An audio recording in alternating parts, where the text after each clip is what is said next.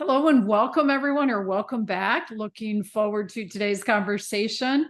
I am Cathy Liska with the Center for Coaching Certification and also Coach 123. Hi, and I'm Pandora Ray, and I'm also with the Center for Coaching Center for Coaching Certification and Coach 123. Perfect. And our star guest for today, super excited to have her here and passing on a lot of wisdom. Ruth, tell everybody about you. So my name is Ruth Pearce. I'm a coach of practically any stripe, and I learned to coach with Cathy.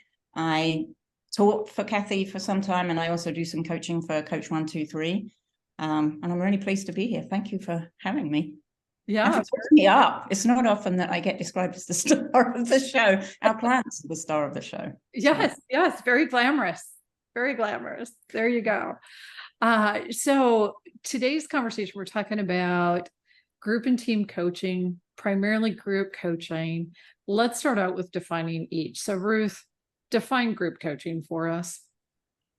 So to me, group coaching, and there's some debate, I think, from different people, but generally what we would say about group is that we're bringing multiple people together who have a similar purpose for themselves, not a shared purpose though. So they're not all aiming to complete a project together or something like that, but they have a common interest. So it might be about getting fit, or it might be about building confidence, or it might be tackling imposter syndrome, but it's each of them doing it for themselves within the group. Nice. So then define team coaching. Team coaching is the same thing when we have multiple people. Typically, it's a team of people who are working together on a regular basis. They have a shared goal, so not just a common interest, but a shared goal. And in fact, more and more, we're seeing that coaching is part of the new Agile Scrum approach to project management, that they actually have designated coaches in order to encourage that collaboration, the sharing of ideas, bringing of different perspectives, all of those things that you would expect if you get multiple people in a room who have a shared objective. Nice. Yes. So one way you mentioned team coaching is used is with Agile or Scrum Master project management approach. Mm-hmm. What other ways is team coaching used? So well, it's interesting you ask that question, because funnily enough, what I see is in some ways more of a leaning towards group coaching these days. So for example, what I've seen with team coaching is that it's been used in the past to maybe move everybody forward in learning about something together and exploring something together and innovating together. What I'm seeing more and more, especially in the workplace now, is the idea of bringing a group together. So you aren't bringing that sort of 2, 3, 4, 8 people who have that common goal of completing a project or whatever it might be. They're actually coming for something else. So maybe they are coming to get the perspectives of colleagues doing similar roles to them in other locations or other teams, so that they can start to exchange ideas, best practices, and so on.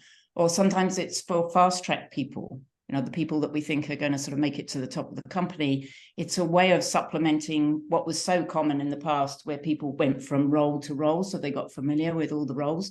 Now they're coming together in groups and teams to learn from each other without necessarily having to be put in that role for 6 months at a time. They're getting the insights from the people who are in those positions.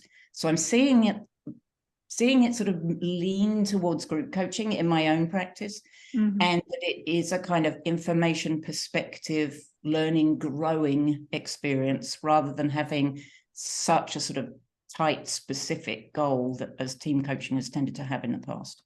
Yeah.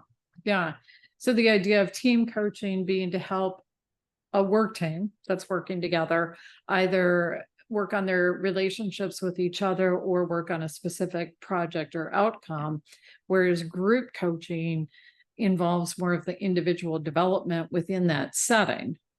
Yes, exactly. You put it beautifully. Thank you. Nice. Thanks for the translation. Yeah. So talk more about how group coaching is used. Oh, I love group coaching. Don't start me. It was one of the things that I used to be absolutely passionate about when I was teaching for you, and I know I still occasionally do. I always used to love to work with the groups of coaches who had not particularly done group coaching before, and we would incorporate group coaching into the training. And it's amazing to see people go from, well, coaching is about one-on-one, it's just me and the person and all of that, to them seeing what that exchange is. Because one of the things that I think is so beautiful about group coaching is you get perspectives of other people, and for you coaches out there, it relieves some of that pressure of not being able to advise. We all have that challenge where we're listening to a client, they're telling their story, and we're thinking, well, why didn't you Google it? Or have you been to your small business association or whatever it is? And that isn't our role. We're not consultants, but someone else in the room can say it. Someone else can say, have you ever thought of going to XYZ? And so that idea gets out there, and then the coach can pick it up and run with it to sort of build on, how is that idea useful? How does it apply to the person who is telling the story? So again, it's this kind of learning experience that the coach holds the space for. The other thing I've noticed is that the coaches are getting used to really create the safe space. So to sort of balance out groups of people to make sure that you don't have that situation of one person taking all the air out of the room, or we want a situation where there's equivalency of voice, which doesn't mean that everybody's going to speak the same amount. They need the opportunity to be able to put their thoughts together and share. So that's also that communication piece is what I'm seeing in group and team coaching.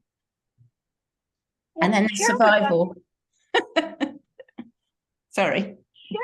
Share with us some examples of the content and the outcomes from how you've used group coaching.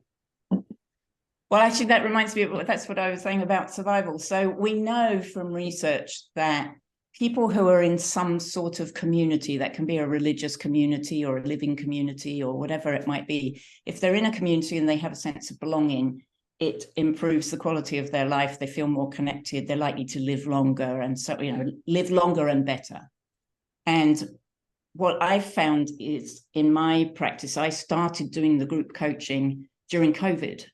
And so there were multiple opportunities for me to say, you're probably stuck inside, shut away from your regular communities. Come to this community and we'll explore different topics that are going to help you navigate this experience with grace. Given that this experience was unpredictable, most of us have never been through anything like it before. And so every day we were feeling our way. So one of the ways I've done it is I've brought small and medium-sized groups together. So maybe 4 people, 6 people. The absolute maximum has been 10. And we've actually built in a structure ahead of time of what the topics are that we're going to explore for the coaching. But beyond that, it's very sort of flexible and fluid, because we don't want to dictate the way the conversation goes. That wouldn't be coaching. And so an example, I loved this example, was I ended up with 4 people who came during COVID. One was an American in Sweden, one was an American in DC, one was a New Zealander living in London, and one was a gentleman living in Italy in a very small apartment. So his office was actually underneath the bed. They had a raised bed, and he was there with all his family. And everyone but the person in Sweden was experiencing complete shutdown. And these 4 people, they even said when they came together, we don't really have any reason why we would come together. One was a project manager, someone else was something else. They were all different things. And they really formed this amazing bond because each of them was able to share ideas for navigating this super strange, uncomfortable situation from their different perspectives of living in different places, having had different lived experiences before COVID hit, and so on. And particularly, I thought it might be a little difficult for the Italian because he was in the area that was most shut down. There was sort of no flexibility about going out. I wondered how that was going to work. But he said that being in that group reminded him that there's a world outside. He may not be able to step into it at the moment, but it is still there. And so that those kind of things of where there's this sort of mutual support, problem solving, setting goals. They set goals for themselves in terms of learning goals and things. You know, I'm shut up for a protracted period of time, so this is the ideal opportunity to learn something new. And I really just kind of facilitated the conversation. They coached each other, which was amazing. I loved it. Oh, fun. That's so fun. I think about the potential for group coaching. And of course, I have the opportunity, the privilege of talking with coaches a lot. And it's so broad. It can be anything. It can be somebody who wants to work with kids can coach a youth group.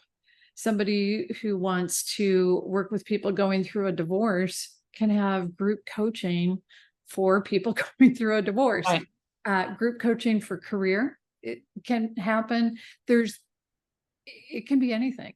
But limited only by our own imagination in terms of what's a group of people that wants to get together, have a conversation, develop the connection, have that relationship and support each other.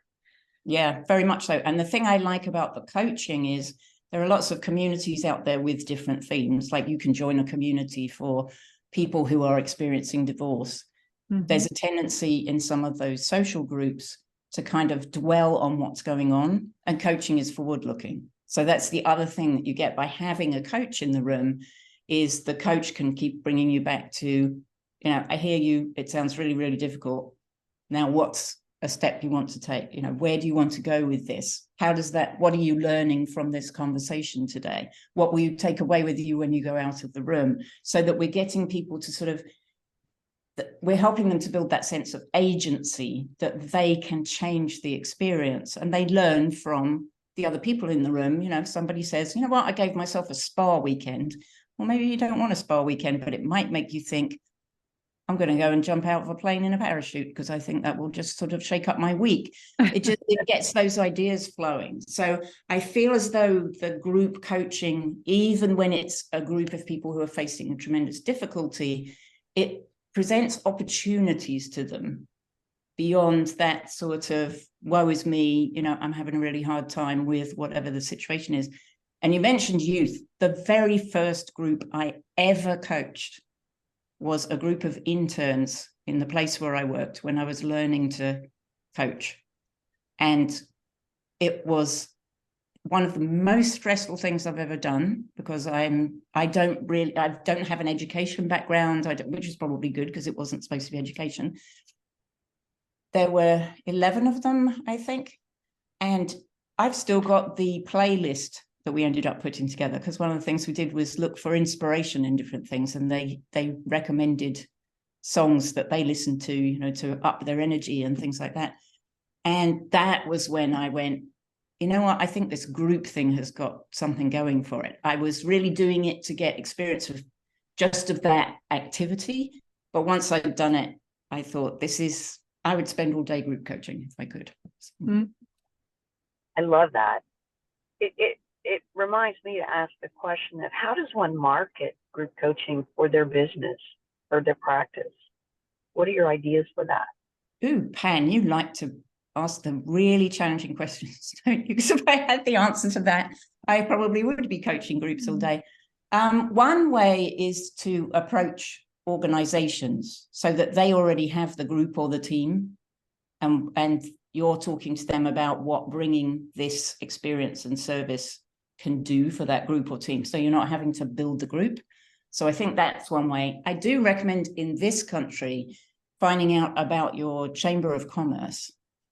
So the Chamber of Commerce in Durham, where I used to live in North Carolina, is absolutely fabulous, very proactive. Now, of course, they vary, depends on the size of them and the number of members and everything.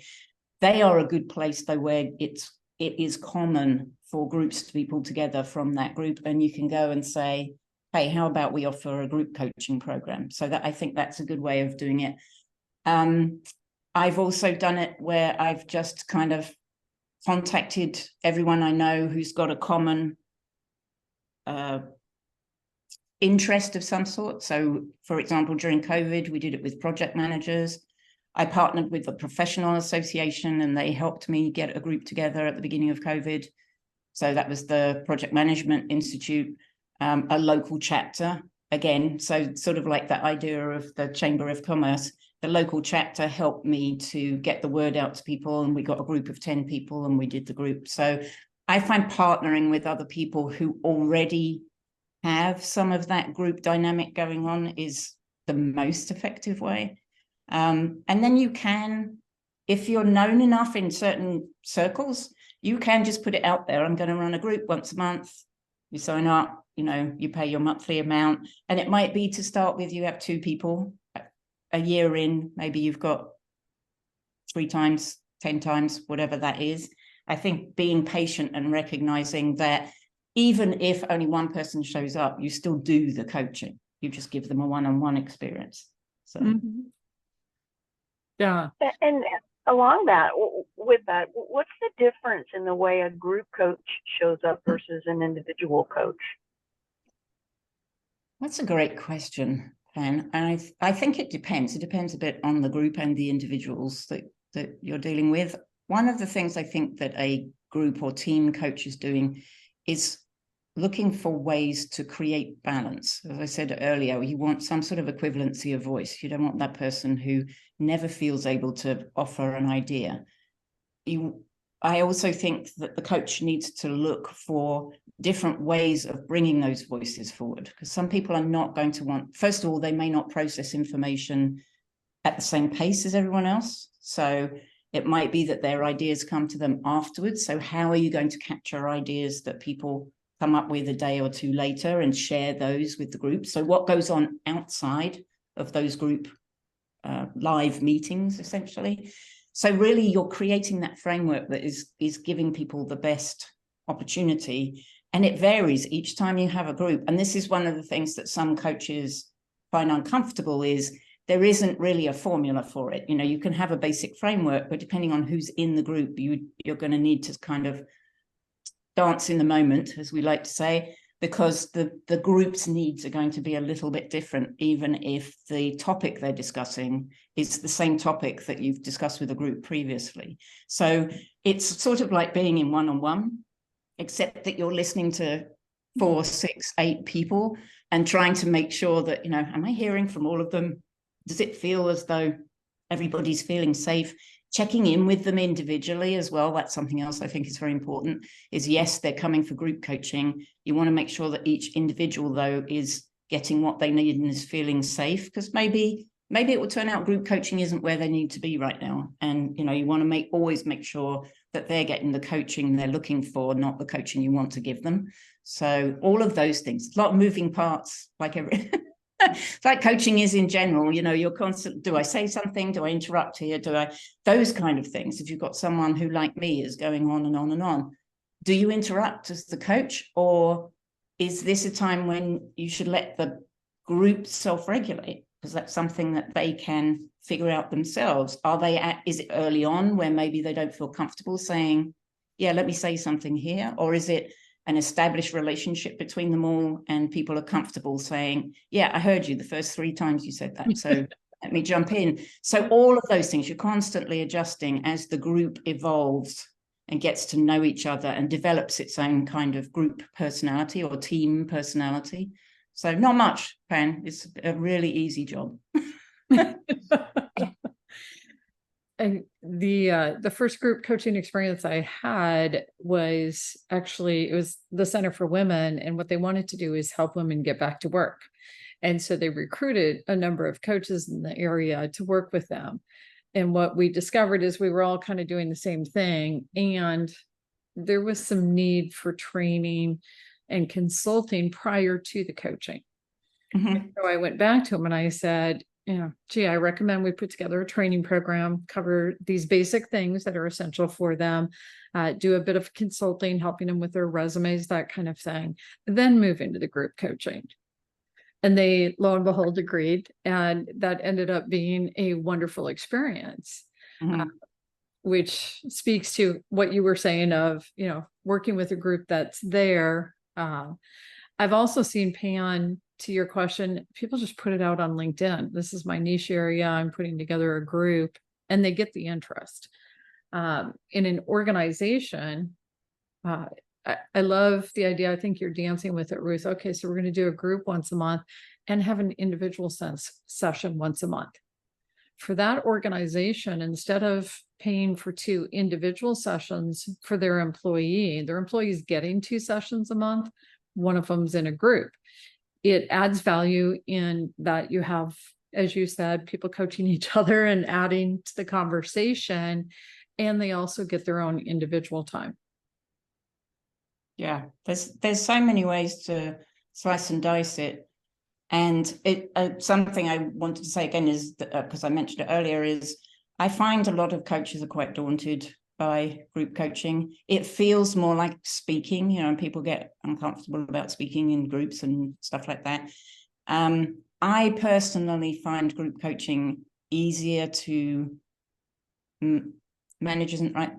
I'm more comfortable doing it than I am doing one-on-one, because there are more ears in the room. So if I'm coaching you, Cathy, one-on-one, it's all about you, and I'm the person that is listening for everything, watching for everything, seeing those shifts in energy, drawing your attention to them, deciding whether to draw your attention to them, seeing whether or not this is connected to what you said you wanted to talk about at the beginning, and so on and so forth. When a group comes together and they have enough of a relationship with each other, everybody's listening for those things, because that's the other thing the coach can sort of impart, is watch out for when it seems like someone's getting upset, or it seems like someone's getting excited, or let's you ask questions as well. These are the kind of questions that are going to be helpful, so you can coach the people to be coaches themselves. And now all of a sudden you're listening to the overall, but there are other ears in the room that are listening with you for the details. And people get really, really good if they're committed. They get really good at listening to each other and picking up on those sort of subtle cues. So I think that is very powerful as well. Nice. So share some successes you've seen with group coaching. Ooh, well, the very first one I did with the interns was amazing. We had one person, we were experimenting with character strengths. You know, Cathy, that I do quite a lot of work with character strengths and incorporating that into my sort of coaching and speaking and so on. And so I was doing that was pretty early on in my use of character strengths. And all of the interns chose a character strength to go and experiment with. And one of them went off and had to be creative, and creativity was one of his lowest strengths. And between the experience he had, the way he shared it when he came back, the things that everybody else learned from his experience, because he got brave as well and said, you know what, I'm just going to go with this and see what happens. That I think that was a tremendous success. And the interns at the end of that period, I think we did 6 weeks. We met weekly for 6 weeks. They all said that they felt like they knew themselves better. They knew what they wanted, how they wanted to put themselves forward. They knew what represented them sort of authentically, which I think in young people, they were sort of 17 to 20. That's a success, because I don't know about you, but when I was 17 to 20, I had no idea who I was. During COVID, when we started, I had a group of coaches that worked with me, and we did the In It Together coaching. I thought that we had success there because of that community feel. It brought people together that were in some ways sharing the same experiences, and yet at the same time not. So we had one person, for example, who was in a group, and she said, I feel a little uncomfortable because I've always worked from home. Everybody's struggling with this. Suddenly I'm working from home and everybody else is at home, and we're doing school from home and all of that. And she said, I've always worked from home, so nothing's changed for me. And yet she looked exhausted. And one of the coaching clients in the group with her said, well, so tell me about what's the same. And I'm sitting there going, okay, I can leave now. And she started describing what was the same, and it actually turned out that practically nothing was the same. the only thing that was the same is she still works from home. And in her mind, that meant she wasn't suffering like other people because she's always worked from home. But suddenly there were 5 people in the house and they were going, she works from the kitchen. Everyone's going in and out of the kitchen all day. And so we learned again from each other that even if on the face of it, we feel as though we've got nothing to complain about, that in actual fact, things are changing all the time. And again, it's that sort of perspective. We had another person in the same group who was really struggling because the caregiver for her partner was no longer able to come to the house. And so they rallied around, everybody in the group rallied around and offered support and encouragement and were texting her in the morning. You know, that was quite outside the coaching, but it brought that group together and they found ways to support each other. I think that was a success.